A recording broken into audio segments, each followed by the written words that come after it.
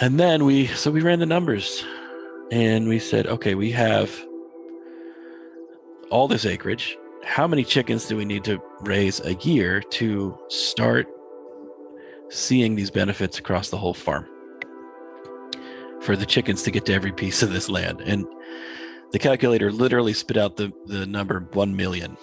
And, That's amazing. Yeah, I was stunned when it happened. And it was like the universe saying no. It's just saying F no. And so my wife and I looked at each other and we're like, we didn't even really think about it. We're like, no, nobody wants that. You can't have 1 million birds. The management alone would be terrifying. Where do you have them processed? Where do you have them sold? So we didn't do that.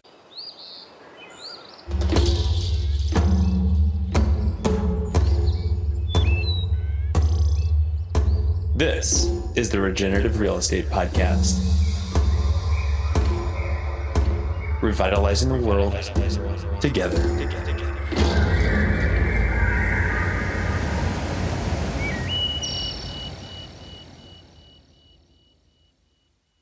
Welcome to the Regenerative Real Estate Podcast. This is your host, Neil Collins. It is a show that is supported by our work at Latitude Realty. In it, we explore our natural and built environments and how they can be used as a force for good. The show sets out to inspire impactful ideas, meaningful change, human wellness, and ecological restoration through interviews and easy-to-digest conversations. Our guests range from industry leaders to iconoclasts, from both well-known figures to everyday people leading extraordinary lives. This is a show for people looking for education and inspiration on how real estate can be done differently. Hey, everybody, this is your host, Neil Collins of the Regenerative Real Estate Podcast.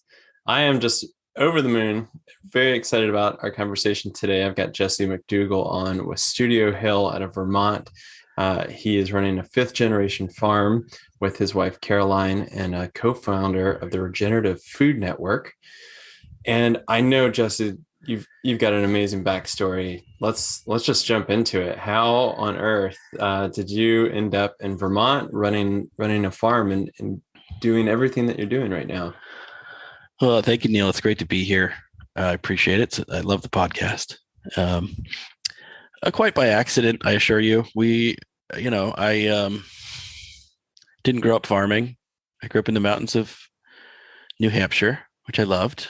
Spent a lot of time outside, but didn't think about ecology much, or soil, or food production, or anything like that. I grew up, eating out of the drive-through window and working at McDonald's and eating 3 meals a day there. And it was, I thought that was fine for much of my life. And I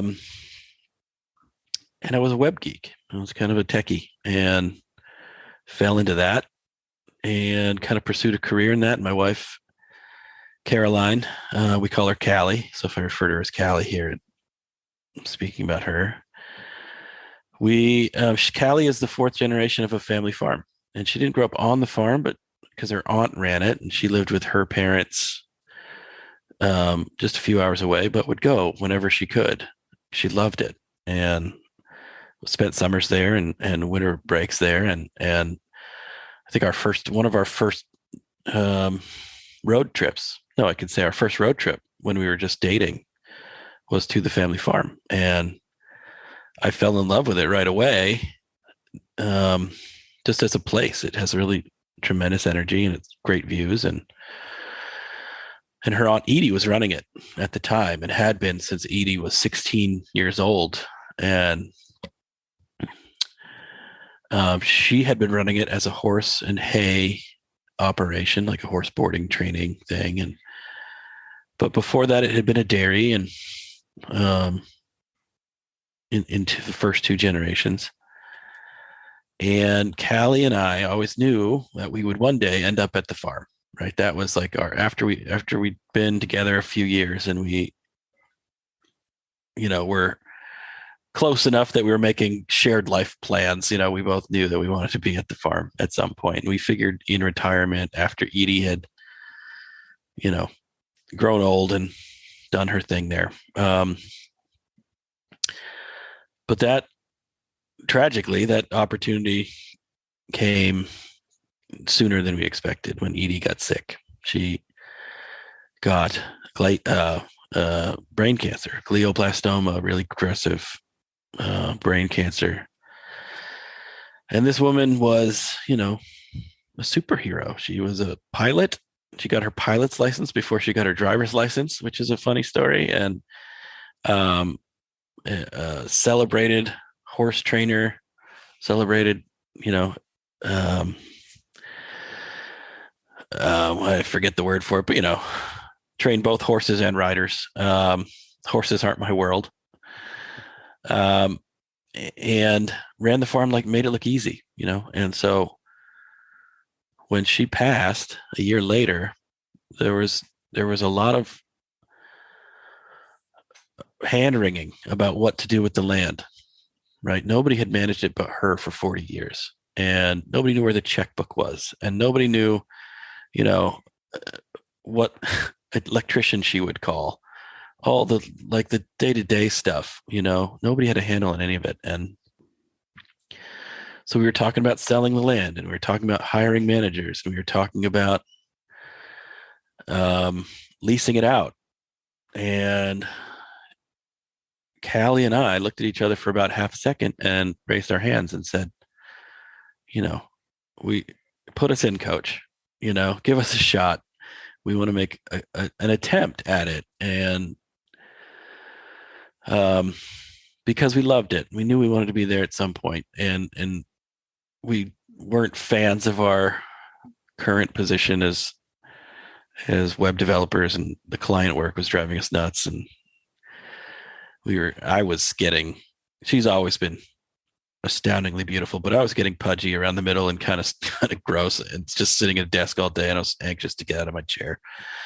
Anyway, for a lot of reasons, we put our hands up, and the first decision we made was to stop spraying chemicals, and no herbicides, no pesticides, no fertilizers, just stop everything that we were doing and had been doing for 40 years. No more tilling, no more corn, plant it all back to grass. And let's just be organic. We thought in terms of organic at that time. Let's be an organic farm, not really knowing the implications of our decisions. And so after Edie passed, we did that. We took all the corn out, planted everything back to grass, didn't apply any fertilizer or anything, and just seeded everything back to grass. And we ran out of the farmhouse the next spring, and while the snow was receding, and did not see grass. We saw gravel, we saw rocks, we saw moss and slimy stuff. And as the snow continued that spring to pull back, we saw there was no grass growing in the field at all. Over most of our production acres, like the stuff that had been most recently in corn, was not able to grow anything. And we thought we panicked. It was just sheer panic at that point. We didn't know what we'd done wrong. We didn't know how to get it right. And we thought we'd messed up big time. And it was at that point that we started our journey into regenerative agriculture, because we needed to regenerate the farm, and we were stubborn, right? Stubborn and scared. So we weren't going to go back to the chemicals and in this time we had our first child, baby boy, which just cemented our resolve to not spray anything on the land again. We could not picture him running around in fields that are covered in God knows what, and so that's how it all started. And we fumbled our way forward.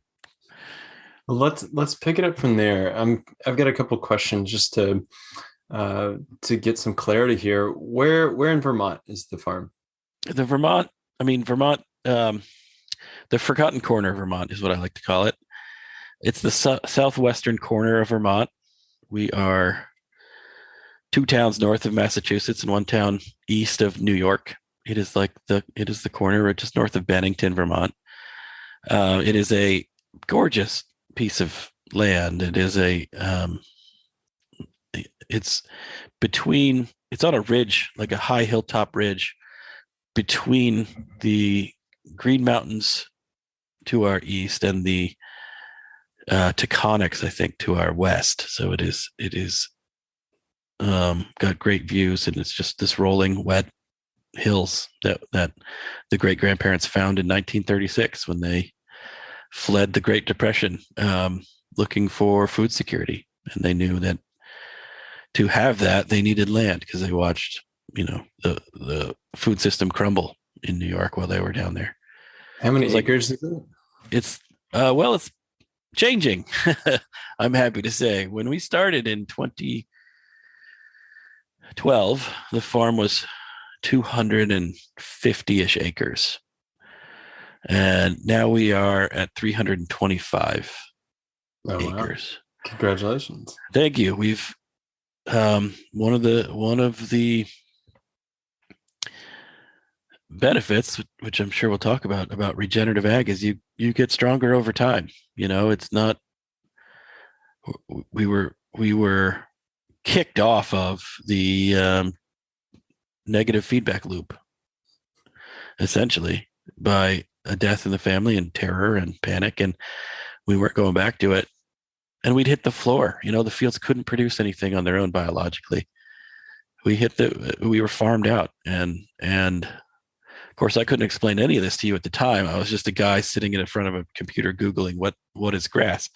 But we've come to learn that the farm couldn't produce anything biologically. It had been dependent for some decades on these inputs to produce anything. And now I understand the reasons why, the production has gone in that way. But we weren't going to do it. And so we've been getting, economically stronger every year as we get ecologically stronger every year. And the books are looking good, and we're not printing money, but we can, get loans and be a viable operation for mortgages and that kind of thing. So it's allowed us to expand the farm footprint significantly, which has been fun. It just as a way of expanding our livestock operation, our farm stays operation, but also protecting the land that's there. The farm has a feel and a vista, and we don't want neighborhoods and paved roads and stoplights and stuff all around us like you see happening everywhere in rural places of the world, unfortunately. So that's given us tremendous hope. Let me pick up this thread here, because it sounds like you've got your hands on 250 acres with a newborn, which is stressful enough. But on top of that, you've got 250 acres that's degrading in front of your eyes, but you've got a computer. Where do you even go to begin to seek out resources and guidance in order to turn that around? Oh, it was tough. I went to YouTube. I tend to be I learn best through video and how-tos and all that kind of thing. And I just started looking for the most basic information, like how do you grow grass organically, which led me to how do you grow no-till fields, or how do you maintain a field in Vermont, and I found just all the information in the world online. But I bought a whole bunch of books as well. And I say I, but Callie was in this 100% with me. And we talked to every farmer in the area we could talk to, conventional, organic, otherwise. And we said, how do we maintain hay fields in this region productively without chemical inputs? how do we do it organically? And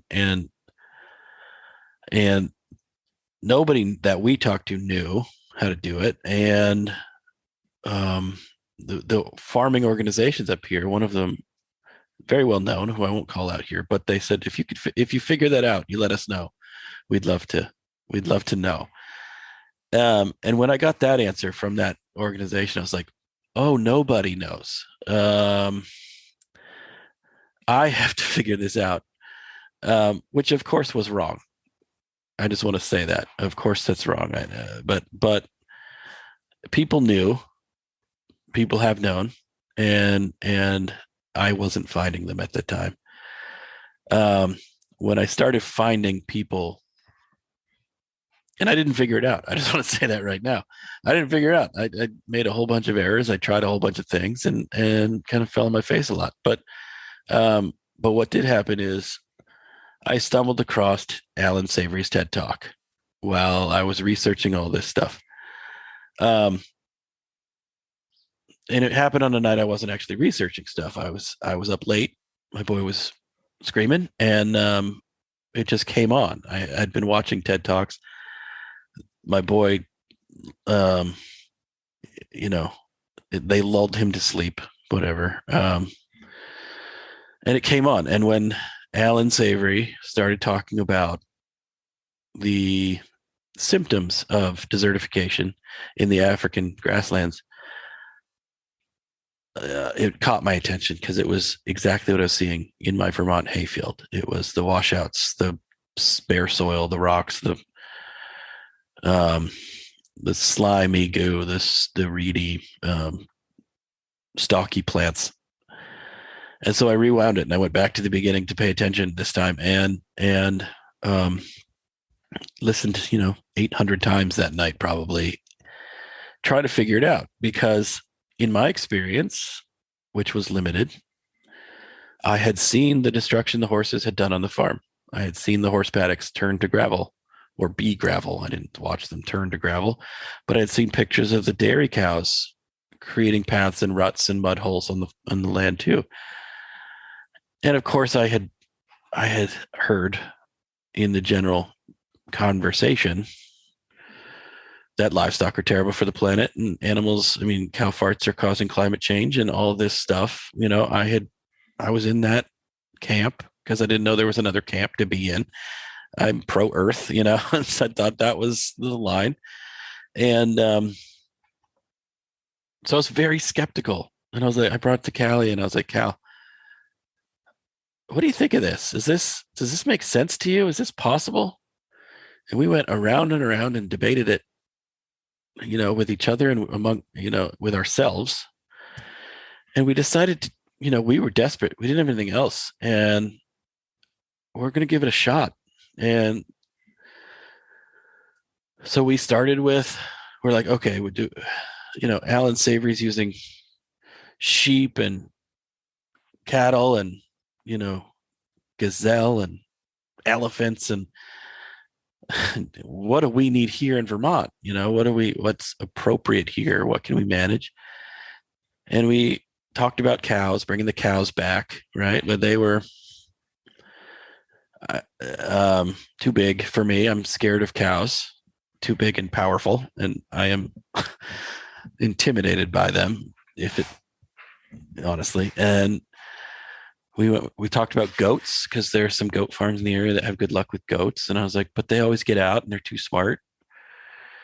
And we talked about sheep at one point, and I forget where that conversation went. We're like kind of open to sheep. But we settled on chickens in the first testing because they were like, hey, if chickens get out, our neighbors won't call the police. We don't have to, they won't block up the road forever and there won't be a panic. And so, and if it doesn't work, we'll have 50 chickens for the freezer, So we built these Joel Salatin style mobile coops and dragged them every 12 hours forward and fed the chickens grain, but we dragged it right down through the middle of a dead field. And that was, it's a 12-acre field and it was all gravel, and the chickens did their work of I didn't know what they were doing, to be honest, at the time. I can tell you now what they were doing was breaking up the soil capping, adding their fertilizer, um, and and creating a layer of armor in their matted manure across the top of the soil to cover it up and trampling anything that was there. Um, Essentially restarting the carbon cycle in those places where they had been, and the water cycle, because breaking up the soil capping let the water in finally to the seed bed down below that could then start to germinate. None of that I could have told you then. All I knew was there was a green mohawk of grass coming down the middle of my field at the end of the summer, and I couldn't believe it. We had been losing crops for 2 years, so this was 2014, probably 15, I guess, something like that. 14 maybe, no 14, and been panicking for 2 years about what to do, and then this one little thing worked. And that's all we needed, was this one little thing to prove to us that it worked. That's when it dawned on me, oh, the animals aren't bad for the landscape. Bad management of animals is bad for the landscape. It's not, every thriving and abundant ecosystem on the planet is loaded with creatures of all kinds. They're not there, just expressing their natural behaviors. Animals are terrible for the planet when they're put into industrial systems. And forced to behave unnaturally and eat unnatural diets. So we just kind of set about redesigning our farm to rebuild the natural systems that were there, and have, our mantra is natural animals behaving naturally in natural environments on natural diets. That's how you rebuild nature, right? Or at least help nature thrive. That's how you get out of its way, I guess is a better way to put it. To work with it, not against it. So the chicken experiment worked, and then we doubled down. We got more chickens, and then we got turkeys in the next year. And we thought we were going to be a poultry farm. We thought, this is working. This is great. We're making money, because we ended up selling all the chickens. Got none in our freezer. Sold the turkeys, and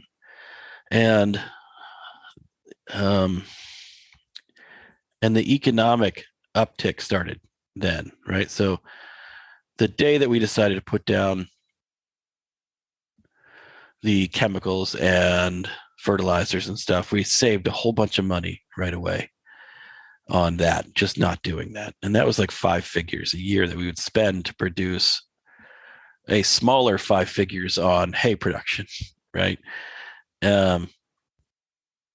And the chickens were doing the work that all these chemicals and tillage and seeders did, and making us money, right? So it was a huge swing for us economically, even though, we made maybe $400 on chicken that year. It was still, we were not paying 5 figures to produce the crop. And then we ran the numbers, and we said, okay, we have all this acreage. How many chickens do we need to raise a year to start seeing these benefits across the whole farm, for the chickens to get to every piece of this land? And the calculator literally spit out the number 1 million. And That's amazing. Yeah, I was stunned when it happened, and it was like the universe saying no. It's just saying F no. And so my wife and I looked at each other, and we're like, we didn't even really think about it. We're like, no, nobody wants that. You can't have 1 million birds. The management alone it would be terrifying. Where do you have them processed? Where do you have them sold? So we didn't do that. So we were like, well, okay, if we're trying to recreate the natural systems here in a grassland environment, the birds follow some sort of creature, some sort of ruminant or grazer. let's get the grass grazer relationship going. So we decided to get a lamb or two lambs to start grazing ahead of the chickens. And the very next day, a woman knocked on our door and said, "I'm looking for a home for 45 sheep. Do you guys know anybody?" And we took that as a sign, and we're like, well, let's do it. And we swallowed hard, and we, accepted the flock and got started in sheep. And that was again a very severe education, quick and severe education in how to be a shepherd. Because what arrived on the farm was a flock of grain-fed sheep, a breed called Katahdin, which I love and adore. But this particular flock had been indoors and fed grain for several generations and had developed this dependency on grain.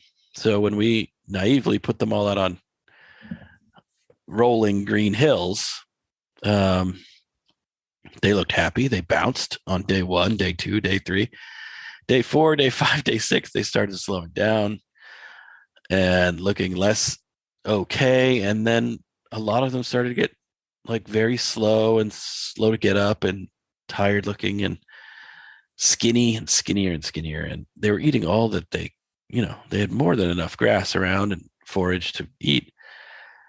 And I had no idea what was going on until we figured out that they were grain dependent and that had been bred for these high octane diets that they needed to sustain their rapid growth.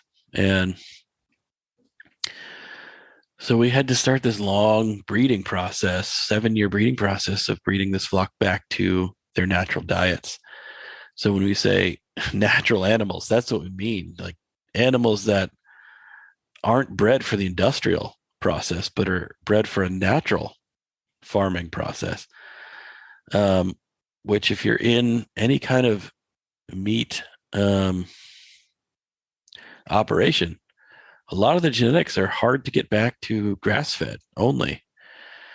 And there's some great, I don't want to say it's not out there, it's out there, but it's not as easy as, hey, let's just open the barns and let these cows out and let them eat the grass they're supposed to. There's more to it than that. A lot of these animals have been made unnatural and will not survive in nature, unfortunately. So that was kind of a wake-up call for us. But when the sheep arrived and we got our breeding program dialed in, the amount of land that we could then impact positively went from 700 square feet of a field a year to 20 acres a year. And that's when the real explosion in life happened on the farm, and those are some of my favorite memories of just bouncing through these regenerating fields, watching the butterflies come back and watching the worms come back and the foxes and deer and spiders and hawks. And it's all still there, but those early days of watching it return was like dancing through a Disney movie, where bluebirds on your shoulder kind of stuff. And so it's been a immensely rewarding experience once you get past all the the snickering and name calling that those quote unquote flatlanders don't know what they're doing, all that kind of stuff, because you're trying to do it differently than we were trying to do it differently than the people around us. And so we took some knocks, and I'm not particularly thick skinned, so it did hurt. I'm not going to, and I wasn't sure that what we were doing was going to succeed. But now that we have been able to prove it economically and ecologically, we're just trying to spread the message and help everybody who comes to us. What does that look like now, Jesse? You've got the sheep, you've got the chickens. What other farming and animal husbandry practices do you have going? Right now, the those are the two main enterprises. Our sheep that are we raising Katahdins now, grass-fed Katahdins, for both the meat and the sheepskins, which is a really good thing to be in right now. And then we have a layer egg flock, mostly for my boy, who thinks he owns an egg business, but really Callie and I do most of it. But yeah, that's his enterprise. And then we have the meat birds that we raise. And then we do our own hay, of course, but we don't sell it off the farm anymore. We use it here. Those are the main agricultural enterprises. And then we have, our vegetable garden and we do some sunflowers and all that kind of thing just for us. But that's one leg of the stool that holds us up. The other is the agritourism, where people are coming to see this regenerated landscape. And then the third leg is consulting and education. Hey, everybody, this is Neil. We are going to get back to this great conversation in just 1 second. But I think it's fair to say that right now we are facing some pretty unprecedented challenges in the 21st century. I mean, you name it, environmentally, socially, economically, we've got some big problems that we need to overcome. And that's why, for me personally, and the people that work with us at Latitude, we want to dedicate our time and our energy so that we are not only working to put food on the table and a roof over our heads, but also make the world a better place. And so if you are at all interested in combining your sustainability values with a very powerful financial model of real estate, then I highly encourage you to check out what we are doing at Latitude. We are creating something truly special with a tribe of change agents that for now is working across North America. And hopefully one day in the future, with you coming on board, we can be working across the globe. So please check us out. You can go to www.chooselatitude.com, or you can find us on social media at latitude.realty on Instagram. And we are also on Facebook. Okay, let's get back into it. Before we get into the farm stays and the education and even the Regenerative Food Network, because I do want to eventually end up there, you went through what it sounds like just one big steep learning curve. Yeah, it's like what's some advice that you would give either maybe new farmers that they've got this land that is severely degraded? Like how do you think that you could expedite somebody's learning curve to get them on the right path? First of all, I would celebrate anybody jumping into farming now. It is a great time to become a farmer, especially a regenerative farmer. There's more interest now than ever before. There's more money now available for financing these kinds of things. It's a great time to do it. People are looking for people meaning investors, but people meaning just the general public are looking for economic returns, sure, but also non-economic returns like, wildlife habitat, deeper topsoil, cleaner water, biodiversity, all of these ecological valuable ecological outputs that these farms are creating, but also the social good and are you feeding your community and are you feeding them nutritiously and are you so there's one thing that this style of farming does is it addresses so many of the root causes of so many of the problems we're facing today. Just regenerative resource management of a landscape makes the foundation of the society so much stronger. So we're building self-reliance, not racing toward dependency on outside sources. So that's all to say. It's a great time to get in. it's not easy. It's I'm approaching mid 40s. All right. I'm mid 40s now, and I'm getting the physical stuff is harder for me. I'm getting old and tired. It's a young person's game. If you're 20, 30, I didn't start till I was 33, 30, 32, 33, somewhere in there. And I was fine then, but it does take its toll.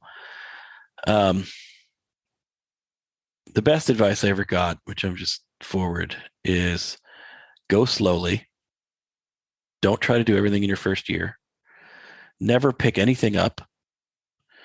Go get the tractor and let the hydraulics pick things up, or use your brain, use leverage, use a crowbar.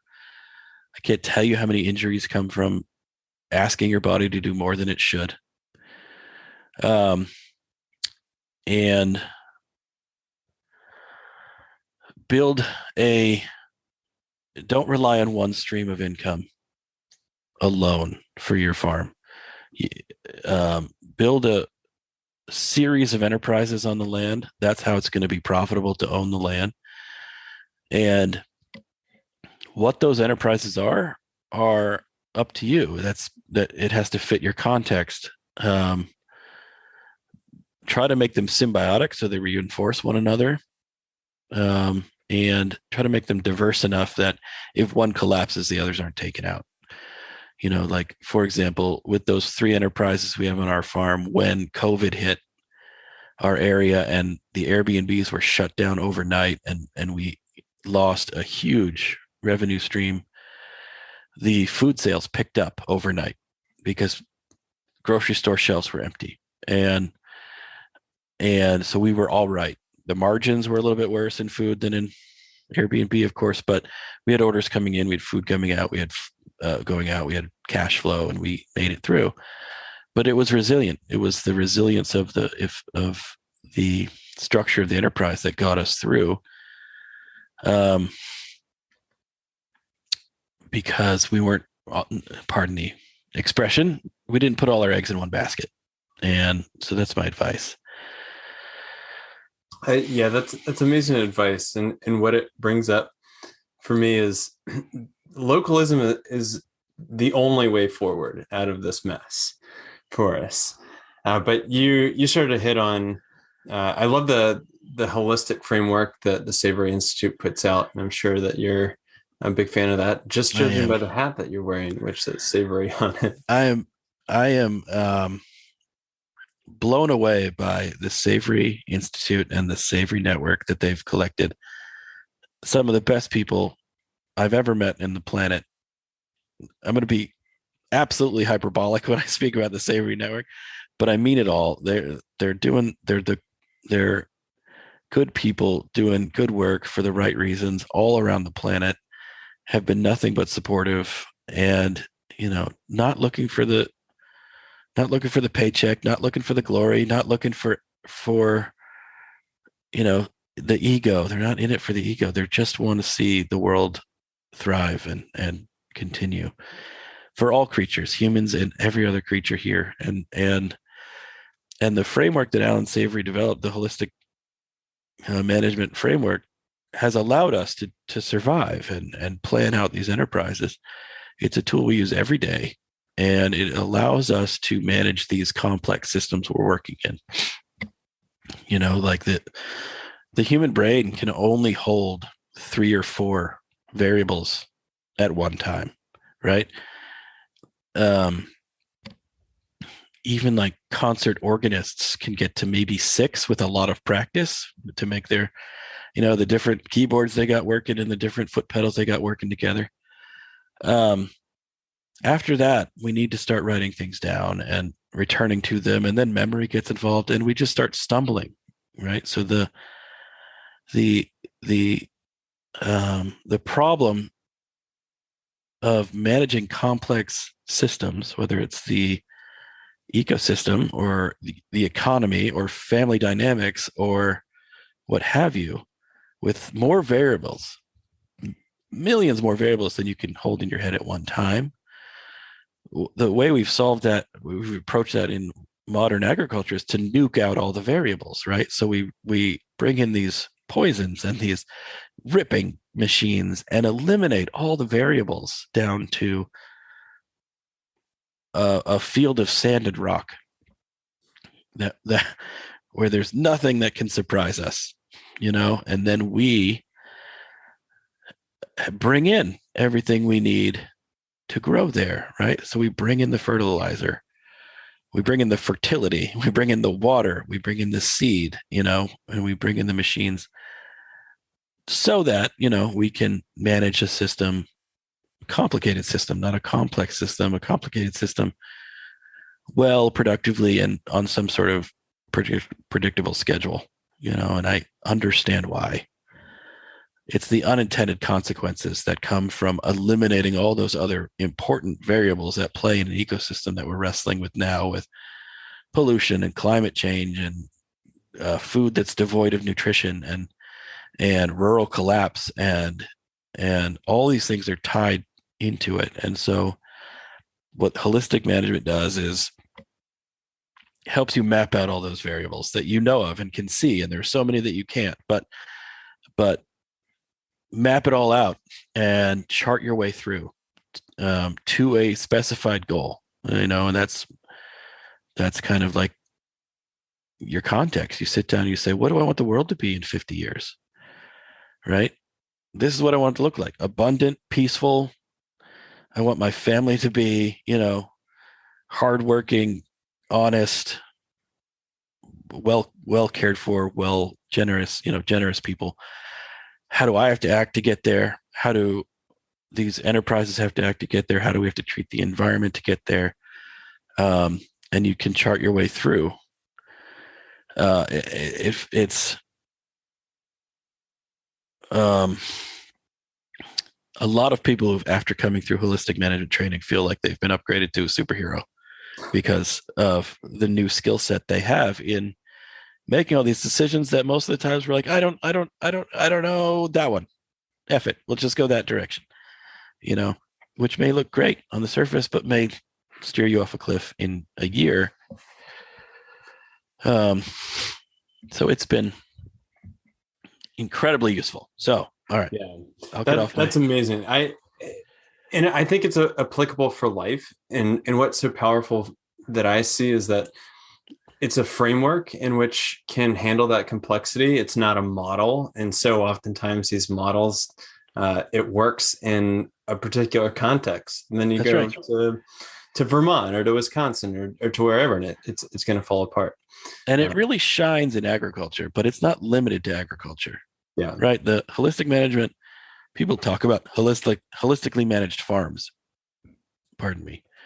People talk about holistically managed farms, but it's not limited to that. You can manage any complex system holistically, and in fact should. It could be a holistically managed household, a holistically managed corporation, organization. I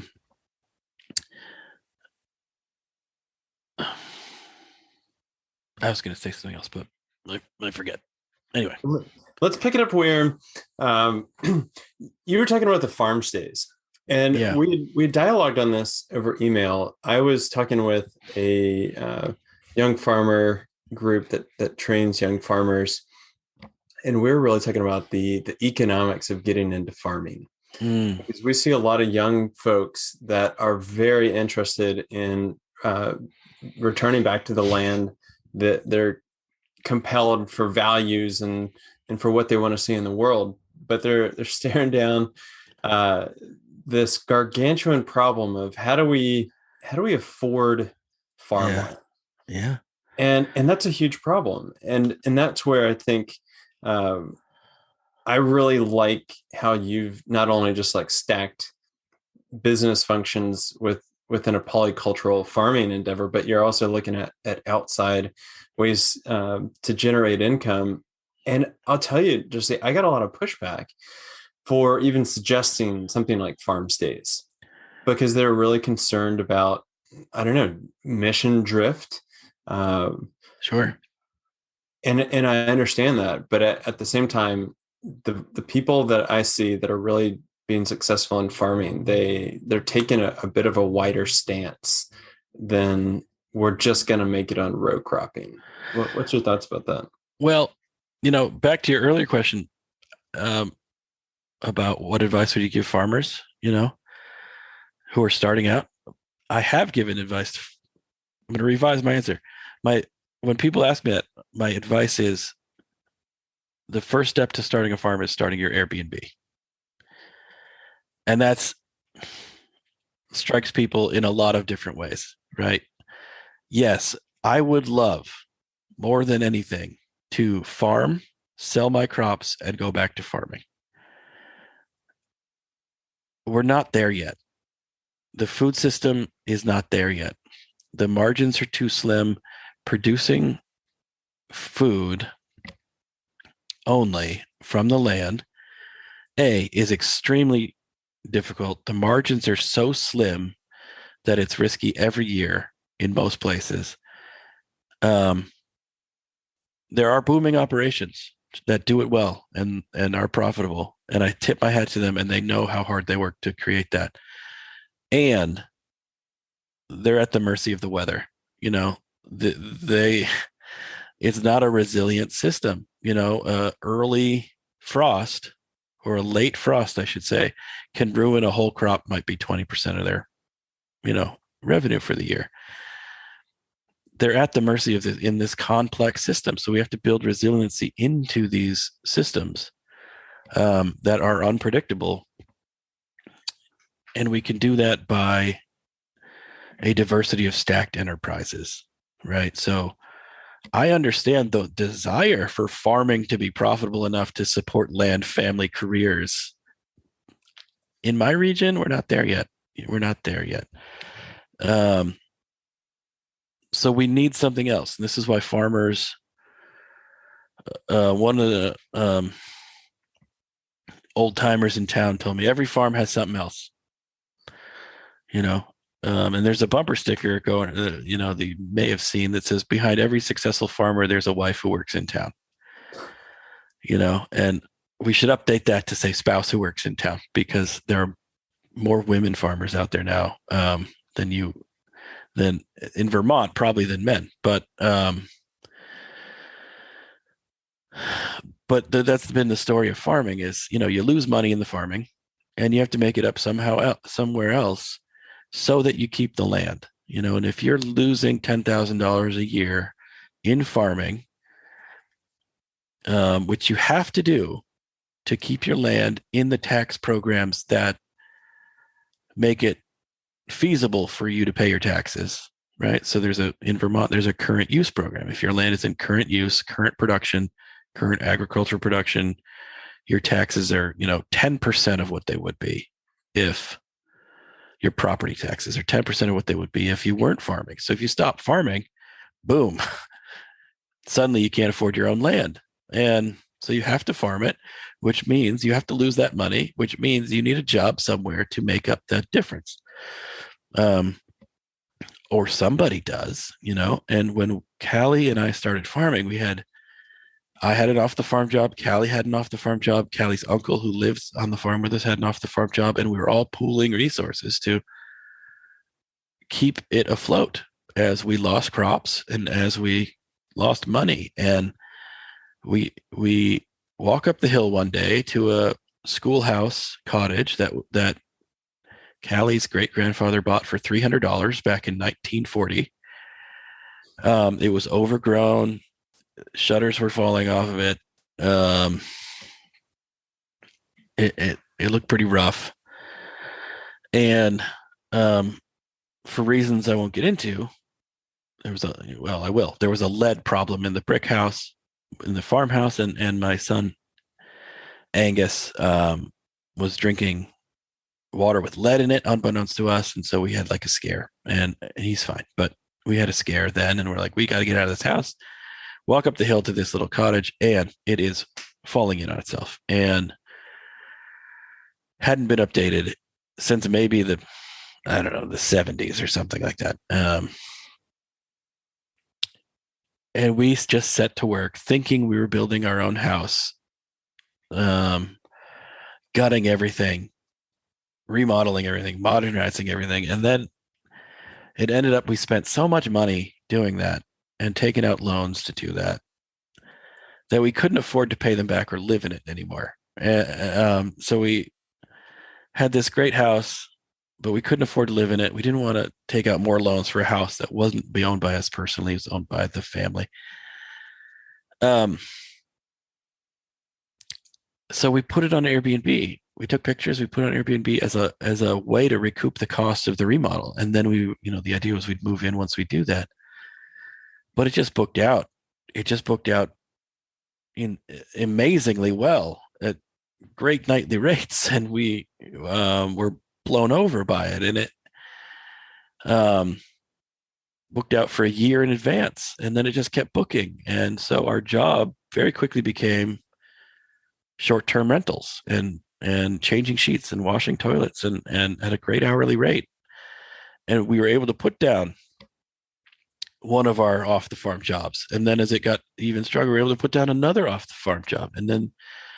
And what happened there was we had our something else, right? Instead of our something else being off the farm and taking us away from the stewardship of the land, this new farm stay on the land venture was bringing in enough that we could do only that. But it's kept us on the land. So we could begin to steward and care for the land every day, and then run off to wash a toilet, and then come back to the land, and then move the sheep. And because it allowed us to stay on the land, we were able to make the transition into regenerative ag and build these new other enterprises as well. So it doesn't fit every person's context to be scrubbing toilets, and I get that. We happen to have this cottage, and I get that. But if you're starting a farm and you're buying a farm with a house on it, really consider putting the farmhouse on Airbnb and living in a yurt or a tiny home or something cheap while you get all the other enterprises running. It's one of those things that the livestock reinforce the farm stays, because people want to come and see the sheep running through the fields and the chickens. And the farm stays reinforce the livestock operation, because the customers are coming right to our doorstep, and they want to buy the lamb, and they want to buy the sheepskins, and they want to buy the chicken. So it's a symbiotic relationship there. And then they really just spin each other up. And so we've been able to grow and acquire more land with more business plans about livestock farm stay operations, which has been a surprise, to say the least, and really encouraging. And I hope what we're doing is building a model of how others can do it, and to learn from our boneheadedness and our successes equally. Yeah, I certainly think you are, and I've checked out your Instagram feed, and it looks like just this really bucolic, amazing farm stay to hang out at. I know that. So you have also started the Regenerative Food Network, but you also expanded through, I believe, the expansion was through Steward, which is a regenerative agriculture capital network where people can invest their dollars into helping regenerative farmers with their operations. Let's kind of meander the conversation into that. And great. I'd love to know a little bit more about both, or if they're one and the same. Well, we could continue with Steward. Steward helped us with our ag and farm stay expansion. So that came about in a really funny way, actually. There's this, our farm has ended up being this sort of horseshoe shape on the land, right? And it horseshoes around this one hilltop, which is really gorgeous, and was never actually part of the farm, but another farm down the road owned that hilltop. And about 20 years ago, the other farm sold it to a local guy very nice guy who built a house on top of it. It's a lovely house, but it stares down on our farm. And so everywhere we went, we were looking up at this house, looking down on us. And that's what happens when farming land isn't profitable anymore. The farmer sells it off and somebody builds a house. And so in 2002, that house went up. And we consider ourselves very lucky as the farm family down below, because A, they were great people, and B, it could have been 50 houses up there because it's a 50-acre lot. And so we kind of, recognized the situation and wiped our brow. Was like, oh man, that could have been worse. So, but I also said, someday I'm going to buy that house. Someday I'm going to make that part of the farm, not knowing how and not knowing, not having a dollar to my name. But so one day while I'm talking to that neighbor, I said, hey, if you ever want to sell, I'd love to know about it. And he's like, okay. And I never thought of it again. And then I happened to say that again to a neighbor to the south of us, saying, hey, if you ever sell, I'd love to know about it. No pressure. He's like, okay. And I never thought about it again. And then one day I'm on the farm and I'm preparing to go down to Virginia to visit my brother who also passed of brain cancer. And I was going down to help him, but my neighbor calls me as I'm like packing. He's like, hey, can we talk? The one up the hill. And I said, yeah. And I thought the guests in the Airbnb were flying drones over his house, or like they got too loud, or like somebody threw a beer can or something. I was like nervous for the conversation. And he says, hey, that's it. I've had it with the winters here. I'm going to Florida. Do you want to put an offer on the house? And I said, I thought this would be 25 years from now, like when I had figured out how to be an adult and had a bowl full of money, And he's like, no, I'll give you 30 days and then I got to put it on the market. And I thanked him because that was insanely generous. And then I'm reeling from that conversation, trying to figure out how to buy this land. And I go and I sit down at my desk in the office in the barn, and I just kind of like absent-mindedly scrolling through my email, and this email comes in from my neighbor to the south, and he says, hey, I told you I'd never sell this land, but I'm getting offers sight unseen from folks in Connecticut, because this was like COVID flight prime time. And he said, I think now's the time. Do you want to make an offer on the land? And it was the same. I remember it was a Thursday afternoon, and I was like, well, again, I think the universe is telling me something here. I don't know how to do it, but I'm going to figure it out. And so I put together this business plan real quick based on what would be possible if we had the property to the north and the property to the south, for expansion into more farm stays and more livestock production. Pardon me. And I shopped it around to the banks in the area that I had relationships with, like, checking accounts and whatever, my personal stuff, and people I knew and were friendly with. And when I walked in, and there was two banks, one bank, one credit union, and they were very polite, energized, enthusiastic, interested in the business plan and funding it. And they came out to the farm, and they walked around separate occasions to like view the property and both properties and the expansion and all that. And it took a month to get through all these meetings, all this due diligence, all these visits. And within a week of the last day of the month, both of them said, nope, can't do it. We don't fund small farms. The underwriters kicked it back to us. It's too risky. And I wasn't surprised, but I was also kind of heartbroken. I was like, I have 4 days now left to find this money. I don't know what to do.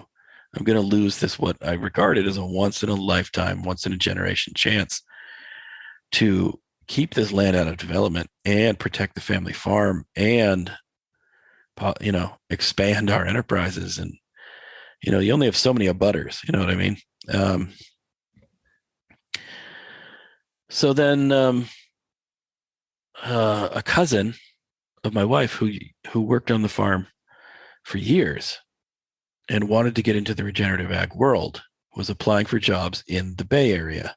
Um, and he came across this company called Steward and applied for a job with Steward and texted me randomly. He said, "Hey, I just applied for a job with this company named Steward. I didn't get the job, but is this anybody you want to talk to about anything you got going on?" And he didn't know about this expansion idea. And I said, "I have just the thing." And so he put me in touch with um, the senior project manager there. I emailed her my business plan, and it just kind of went up the chain to Dan Miller, who I know you've had on the podcast. And and the, we all kind of met together and looked at it, and he said, this would be the biggest project we've ever done. We've done $50,000, we've done $100,000. This is $1.4 million project. We've never done anything this big, but let's give it a shot. Let's see what we can do. And my wife and I were just like blown away. And they said yes when everybody else said no. And so they did their due diligence in record time, determined that they could finance a bridge loan for us. And before the money moved, once the determination was made, I was able to call my neighbor with a qualified offer and say, this is my offer.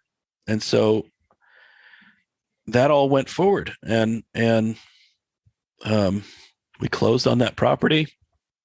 It's now up and it's renting, and we close on the next property here in a few weeks. And I could not be happier with Steward and the whole organization. So we went through that bridge loan process, and while they gave us like a 6-month bridge loan for the initial purchase, understanding time was of the essence. And then while during that 6 months, we built out their participated loan campaign, which is the public facing loan raising initiative, right? And we launched that, and to bring in $1.4 million, and they were instrumental in getting me into the right conversations with potential lenders and onto podcasts like this, obviously, and blog posts out, and making a whole bunch of noise about it. And we just closed the loan. We crossed the finish line just a few days ago. I'm actually still in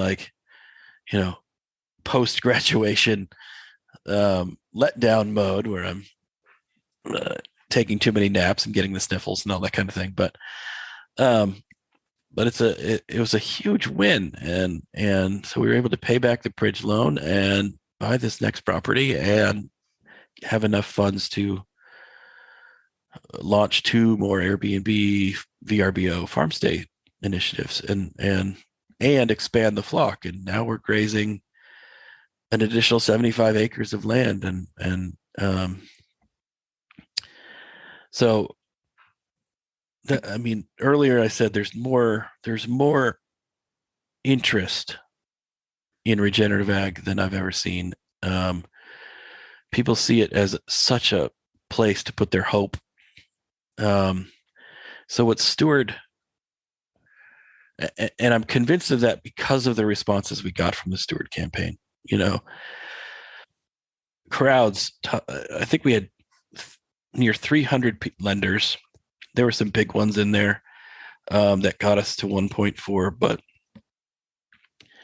but the response to this kind of campaign was really moving, and the enthusiasm was there and moving. And I think the genius behind the Steward platform is opening up a door for individuals, smaller lenders, organizations to put their money in a secured way with a decent return into projects that actually regenerate the landscape and help small family farms and build topsoil and build biodiversity and clean water, and there's such a hunger for that out in the world that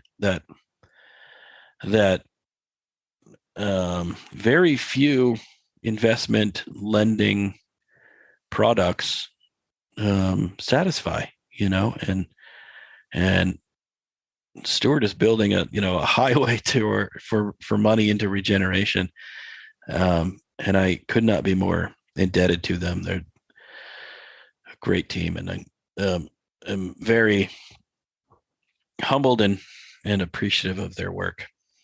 Yeah, I have always, since the first interaction that I've had with Stewart, you realize that it takes somebody with the skill set of going through and building a crowdfunding platform for real estate to then say, well, how can we uniquely fit into a different but similar industry and provide capital so that the whole industry can flourish. Yeah. And the ability for people like that, the storyline that enables people to invest into their own local food chain is something we've never seen before. And it's such a different feeling and I'm speaking as someone that has lent to several Stewart campaigns now, is that it's very different than, let's say, putting money into like Tesla stock or some big tech company that's claiming that they've got the technological solution that they can exponentially scale some solution to capture carbon. Yeah. I don't know that. Yeah. The technological solution it evolved over millions of years. It's called grass. Grass and cows and whatnot. But I don't think it could have been done by another team, clearly, because it wasn't and hadn't been. There are people trying to copy it now, and I bless their efforts. I really hope they succeed as well. I think there's room enough here for everybody. I don't think we have to take a scarcity mindset here. I think there's our competition shouldn't be one another. It should be the giant banks who are ripping mountains apart for the energy inside. Yeah, I certainly agree. Well, Jesse, how about this? Can we talk about the Regenerative Food Network? Because I'm also really curious about how that all is coming together to form out like what you're doing, because it seems like this is a whole new endeavor in one sense, or just a deepening of your endeavors. That's been, I'd love to. That's been fun. So the way that came about was, we had found the floor of farming.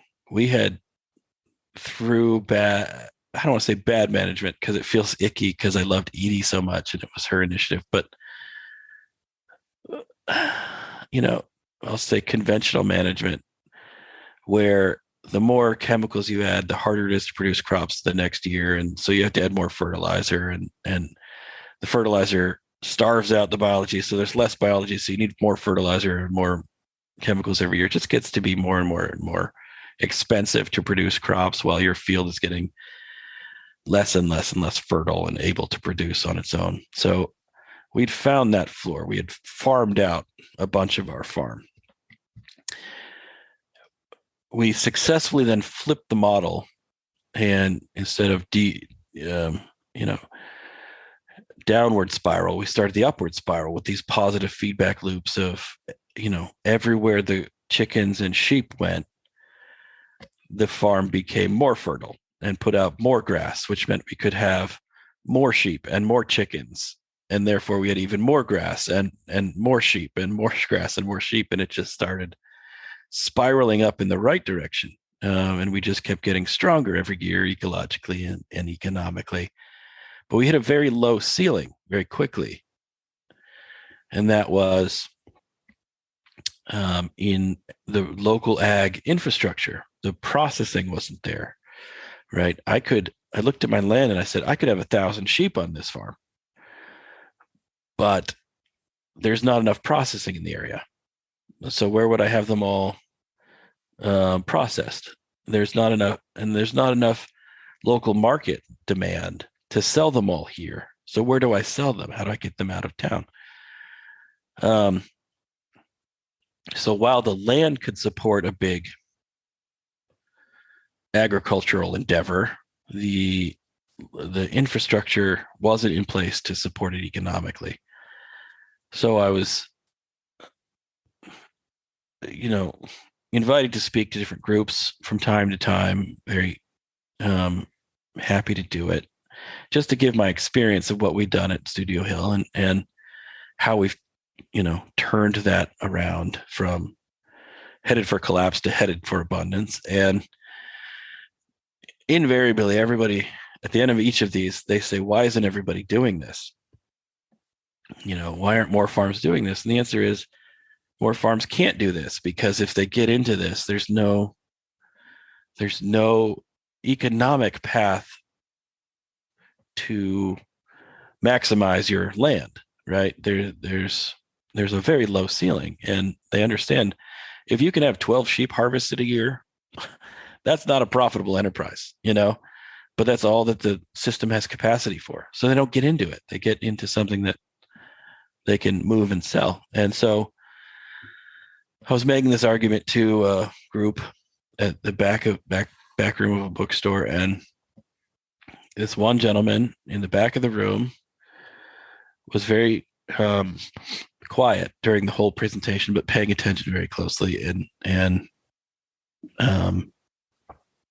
he came up to me at the end of the meeting, and he said, there's money to do this. And I said, okay, do what? And he said, no, there's money to do this, to build the abattoirs and to build the tanneries, the all natural organic tanneries, which I'll get into later, and to build the distribution system. And if we bring electric vehicles into this, and we put renewable energies out on the farms, then we could actually build a system where we have carbon sequestering, ecosystem restoring food delivered to the cities in electric vehicles powered by renewable energy that came from the farms that raised the food. And then what we have is the complete system where there is no externalized costs, where humans can actually, take an evolutionary step forward where, or at least break this system of modern agriculture. Wherever we go, we make the land less able to feed and sustain us. This other model, like my sheep, everywhere they go, they make the environment more able to feed and sustain them, which is why they've survived as a species. We're not going to survive as a species if we keep making the land that feeds us less fertile and externalizing all these costs onto healthcare and onto human health and onto the tax system to do it. So we thought, yeah, that'd be cool. That'd be like the right system to build, let's try. And so, but I was skeptical, and I said, yeah, you go do that. That'd be fine. I'm busy. I'm busy. I'm farming. And he looks up at the ceiling. He goes, okay, I'm going to do it. And I didn't hear from him for like 9 months. Right. And I blew it off. I didn't even remember the conversation. And he emailed me 9 months later. He's like, hey, I've been doing a lot of talking with a lot of people. Can you meet me? And I said, okay. So we went back to that bookstore. He said, I've spoken to everybody I can get a meeting with in Vermont and around, and they agree building out this infrastructure is needed, and we're going to do it. We're forming a company called the Regenerative Food Network. We want you, as your farm, Studio Hill, to be a partner with us in it as the heading up the ag side of it. And we're going to bring in this, this partner for the renewable energy side of it, and we'll do the finance side of it. And I you know, I went home. I didn't make a decision. I went home and I Googled him, right? And it turned out he had been in previous. He had just retired to Vermont. He had just retired. He calls himself a climate refugee because he had a house on the coast of Florida that was being threatened by all the hurricanes. And he said, I don't think we have 5 years here, before we get wiped off the map. So he moved up to Vermont where he had some family nearby and he considered it ecologically pretty stable. And he had been the president of Credit Suisse Europe, the only American to hold that spot, and had been working in renewable energy projects around the globe for 20 years in these giant billion-dollar solar and geothermal projects. Like, he was the real deal, and had left all his career is like littered with leaving these big banks, because they were morally suspect, and he kept going to the next one and the next one and the next one and the next one, and ended up very happy at Credit Suisse, is my understanding, doing these renewable energy projects. And then he retired, and he was big into the World Wildlife Fund, and had this whole thing about in Bhutan preserving the Bhutanese national forests forever, and setting up a foundation to do that called Bhutan for Life. Anyway, impressive man and resume that I just blew off in a bookstore. And luckily he's also patient and understanding, and came back to me. And so we said, yes, let's do it. I said, yes, let's do this. And so that's been our goal for the last 3 years, is to build in the infrastructure into this region that we need to start regenerating the landscape, right? How do we get more holistic managers out into the land, onto farms? How do we get more hooves on the ground, managed the right way? Encouraging natural behaviors in natural animals, in natural landscapes, that push, right? How do we get more of that out there? What do we need to support them? And how do we sell the products? And so we've been, creating this, what I call demand-led enterprise, where we're going out to schools and companies and wholesalers and finding the demand for, let's say, lamb, and taking that back. Once we get the deal, we go back to the farmers and say, listen, we just sold 1,000 lamb. Would you be interested in raising some of those, right? And building this producer network out through the region of small family farms, and going to them with the demand, so that they don't have to find it, so that they don't have to risk anything, like guaranteed contracts, guaranteed sale. We don't want the risk to be on the farmer at all. And we're not dictating practices either. That's key. Is we'll work with any farmer out there that is producing quality products, and if they're in livestock, doing it humanely. Quality products raised humanely, and we'll work with them to use our infrastructure, use our network, use our distribution. But if you're interested then in getting more for your money, get more for your products, more for your crops, more for your animals, we have deals with, these set of companies that are looking for ecologically verified beneficial products. And we use the Savory EOV program, the Ecological Outcome Verification Program, to monitor and track the ecological impact of this farm's production model, this or any farm's production model, to verify that it is in fact regenerating the natural resources of the land. And once a farm is verified in that way, we can get them a lot more money for their product, because companies like, I don't know, I don't want to name any names, but like big companies are looking for verified product. The demand is much larger than the supply at the moment. And we can then all of a sudden make use of so much more that usually goes to waste. Let's say because I'm a livestock farmer, I'll talk about that. But like if a sheep steps off the trailer, normally I'm getting paid for the meat that the animal, you know, provides to us. That's all the market has any interest in, usually.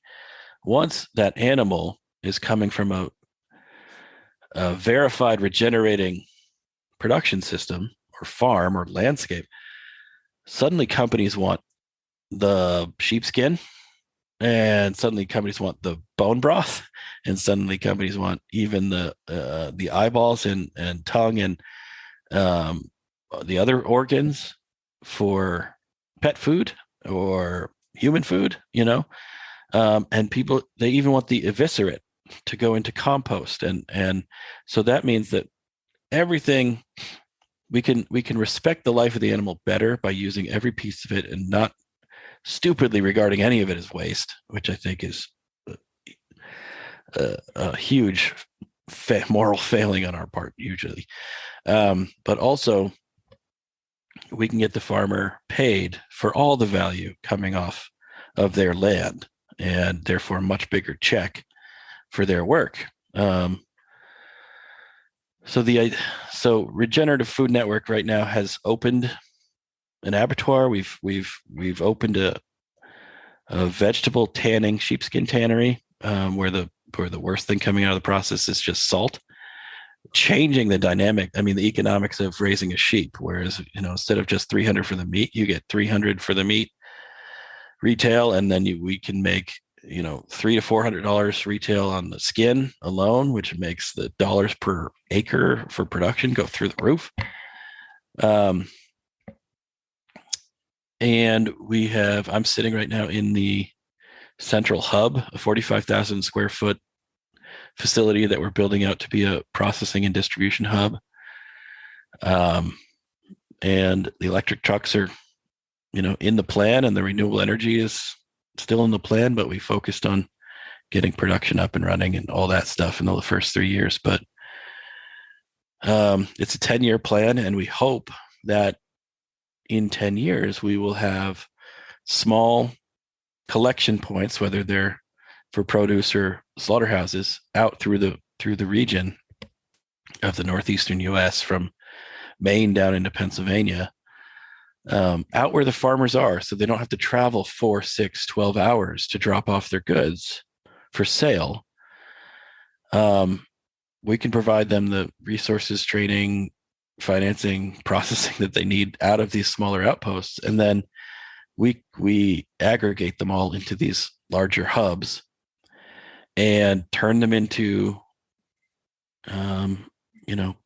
high value products that we've found the market demands, whether that's a sheepskin slipper or a frozen pizza. We're doing all of it and then getting it to those markets, or getting it back to the farmer if they want to sell it out of their own farm store and they're under their own label.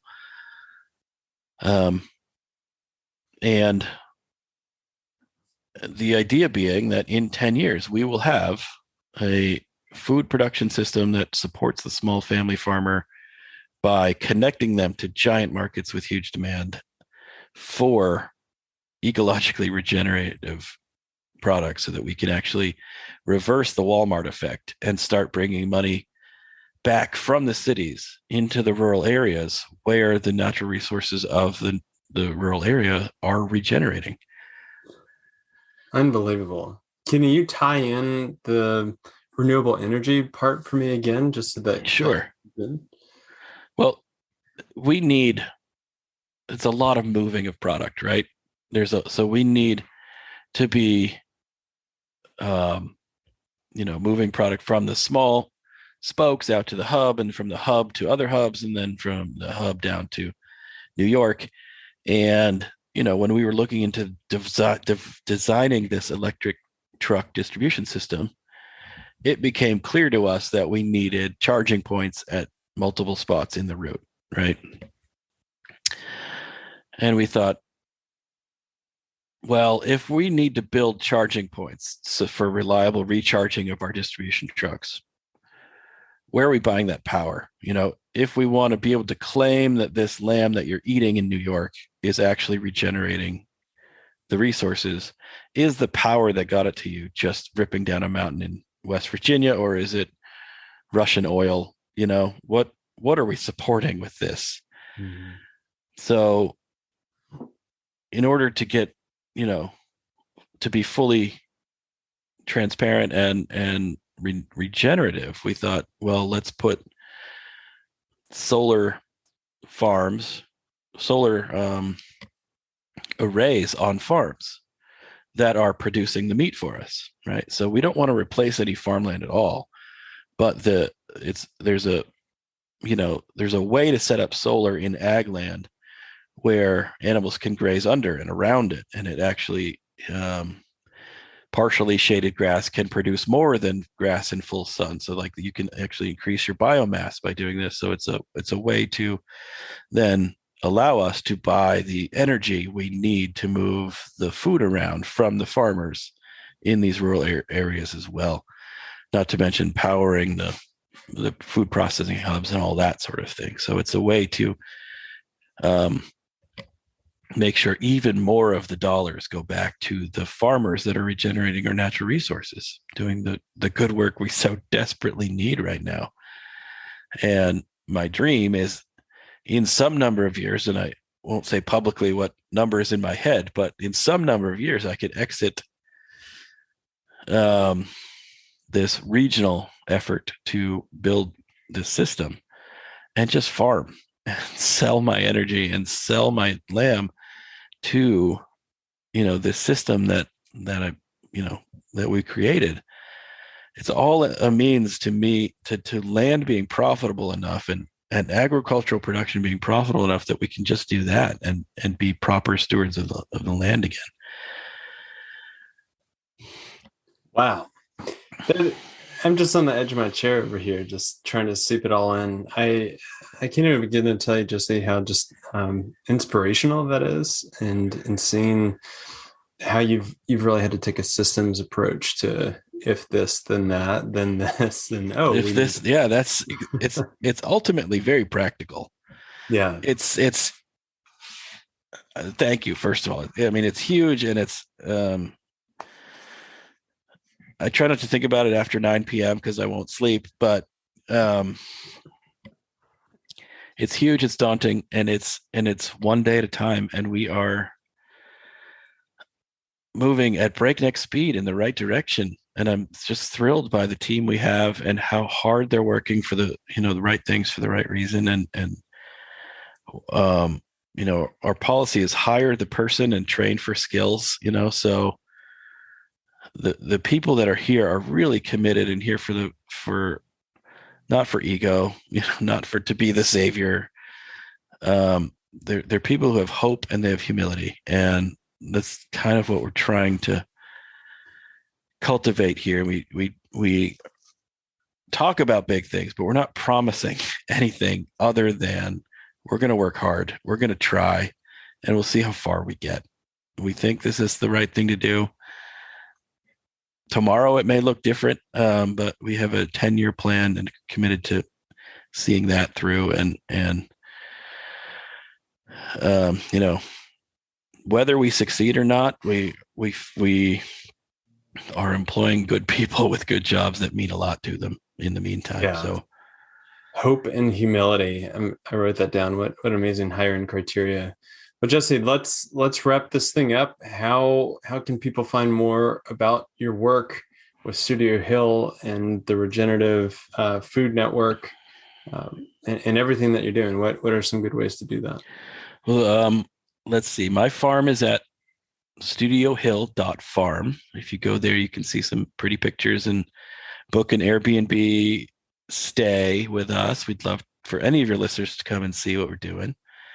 The Regenerative Food Network is at regenfood.net.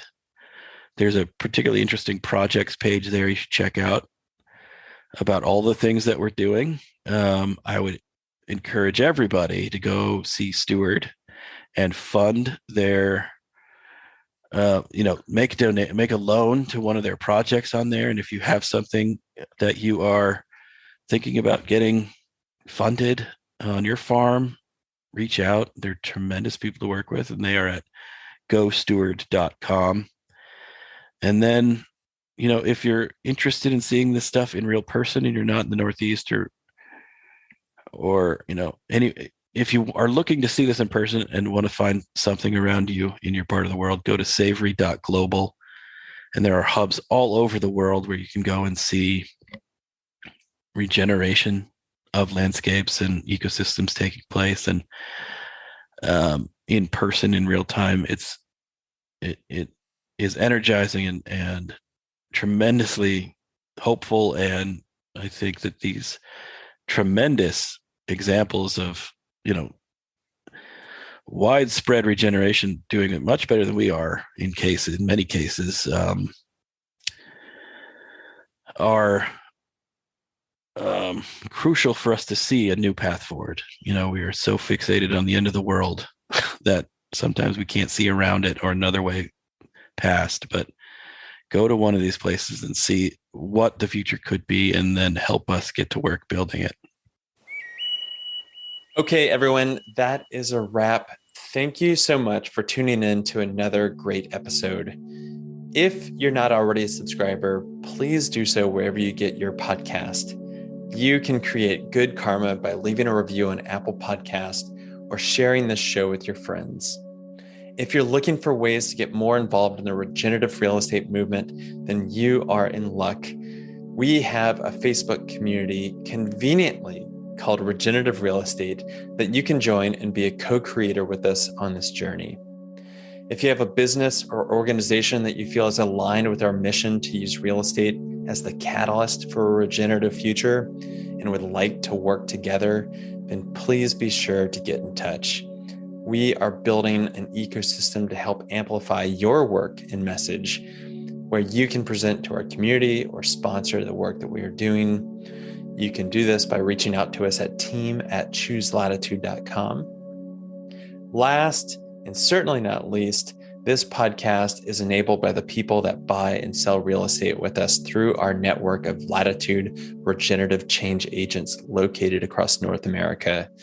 Our goal is to help transform homes and habitats, person by person, property by property. And we do that by combining the skills of a real estate professional with sustainable and regenerative consultation. It is time that we all start to live our values, and we hope to work with you on your next real estate sale or purchase. Okay, that is all for now. In the words of Paul Hawkins, remember that we are either stealing our future or healing our future. We are hard at work trying to do the latter. So until next time, be well.